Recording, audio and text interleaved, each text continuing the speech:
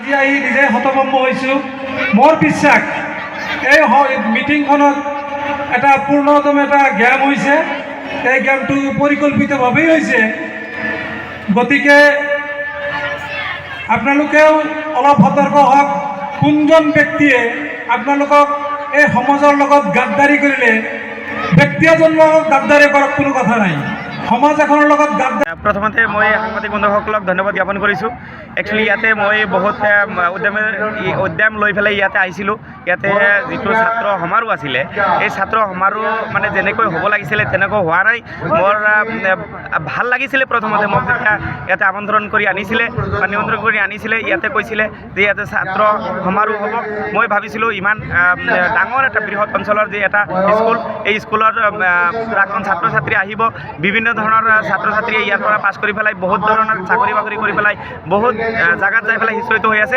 তেখেতসকল একগোট হ'ব আৰু তেখেতসকলৰ লগত মত বিনিময় কৰিম। কিন্তু সেইখিনি আশা পূৰণ নহ'ল। ইয়াতে মোৰ এনে আহি ভাল লাগিছে, মোক ইনভাইট কৰাৰ কাৰণে ভাল লাগিছে, কিন্তু মানে যি পৰিৱেশ সেইখিনি সৃষ্টি হৈছে সেইখিনি মোৰ ভাল লগা নাই। এইটো এটা গেম হৈছে, কোনোবাই ইয়াতে গেমত জড়িত আছে। ইয়াতে যিটো সমাৰোহ হৈছে এই সমাৰোহটো ভালকৈ পৰিচালিত কৰিব দিয়া নাই। কোনোবাই ইয়াতে দুষ্ট চক্ৰ পিছফালে আছে মই ভাবোঁ। আচলতে কাৰ গাফিলতিৰ কাৰণে এনেকুৱা হৈছে? মই ইয়াতে আহি শুনা পালোঁ যিখিনি, এইখিনিৰ ওপৰত মই ভিত্তি কৰি ক'ব পাৰোঁ। আমাৰ বিধায়ক ডাঙৰীয়া তেখেতে এইটো অনুষ্ঠানৰ প্ৰেচিডেণ্ট আছিলে।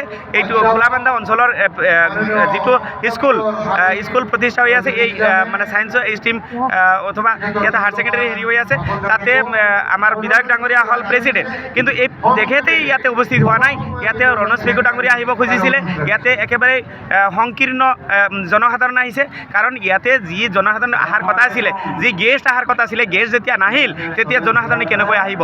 গতিকে ইয়াতে মই সম্পূৰ্ণ জগৰীয়া মই আমাৰ আশাবুল ডাঙৰীয়া বিধায়ক। ইয়াতে আমি ক'ব পাৰোঁ এই স্তৰৰ প্ৰতি যে অনীহা ভাৱ, এইটো আগৰ পৰাও প্ৰকাশ পাইছে। বৰ্তমান বিধায়ক ডাঙৰীয়া কোনো ধৰণৰ আওকাণ মানে কোনো ধৰণৰ কামৰ ওপৰত গুৰুত্ব দিয়া নাই, আওকাণ কৰি গৈছে। যিকোনো কাম আহিলে আজিকালি এনেও শুনা পাই আছোঁ যে MLA ডাঙৰীয়া মানুহৰ ফোন পিক আপ নকৰে। ইয়াৰ সমস্যা কেনেকৈ সমাধান কৰিব? তেখেতৰ গাফিলাতি। তেখেতে ভাবিছে যে আমাক জনসাধাৰণে বিপুল ভোটত জয় কৰিছিলে, কিন্তু বিপুল ভোটত আকৌ হেৰাই দিব মানুহে। তেখেতৰ যিখিনি ভাৱ মূৰ্তি আছিলে আগতে, তেনেকুৱা ভাৱ মূৰ্তি আমাৰ চৰ অঞ্চলৰ কাৰণে, চৰ অঞ্চল মানুহৰ কাৰণে দেখুৱাব পৰা নাই।